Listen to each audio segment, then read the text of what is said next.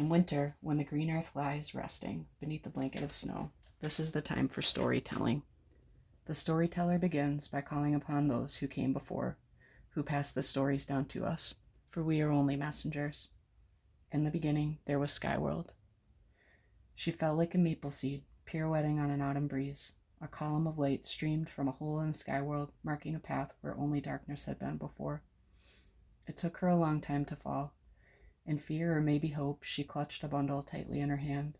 Hurtling downward, she saw only dark water below. But in that emptiness, there were many eyes gazing up at the sudden shaft of light.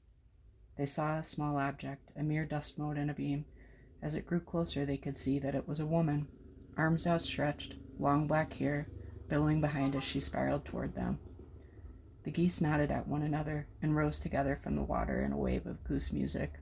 She felt the beat of their wings as they flew beneath to break her fall. Far from the only home she'd ever known, she caught her breath at the warm embrace of soft feathers as they gently carried her downward, and so it began. The geese could not hold the woman above the water for much longer, so they called a council to decide what to do. Resting on their wings, she saw them all gather together. Loons, otters, swans, beavers, fish of all kinds. A great turtle floated in the midst and offered his back for her to rest upon. Gratefully she stepped from the goose wings onto the dome of his shell. The others understood that she needed land for her home and discussed how they might serve her need. The deep divers among them have heard of mud at the bottom of the water and agreed to go find some. Loon dove first, but the distance was too far, and after a long while he surfaced with nothing to show for his efforts. One by one, the other animals offered to help. Otter, beaver, sturgeon, but the depth and the darkness and the pressure were too great for even the strongest of swimmers. They returned gasping for air with their heads ringing. Some did not return at all. Soon only a little muskrat was left, the weakest diver of all. He volunteered to go on while the others looked on doubtfully. His small legs flailed as he worked his way downward, and he was gone a very long time. They waited and waited for him to return, fearing the worst for their relative, and before long a stream of bubbles rose. With the small limp body of the muskrat, he had given his life to aid this helpless human. And then the others noticed that his paw was tightly clenched, and when they popped it open, there was a small handful of mud. Turtle said, "Here, put it on my back, and I will hold it."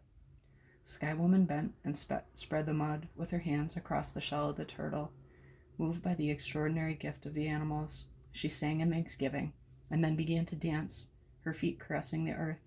The land grew and grew, and as she danced her thanks from the dab of mud on the turtle's back until the whole earth was made, not by Skywoman alone, but by the alchemy of all the animals' gifts, coupled with her deep gratitude. Together they formed what we know today as Turtle Island, our home. Like any good guest, Skywoman had not come empty-handed. The bundle was still clutched in her hand. When she toppled from the hole in Skyworld, she had reached out to grab onto the tree of life that grew there.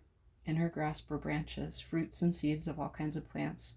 These she scattered onto the new ground and carefully tended each one until the world turned from brown to green. Sunlight streamed through the hole from Skyworld, allowing the seeds to flourish.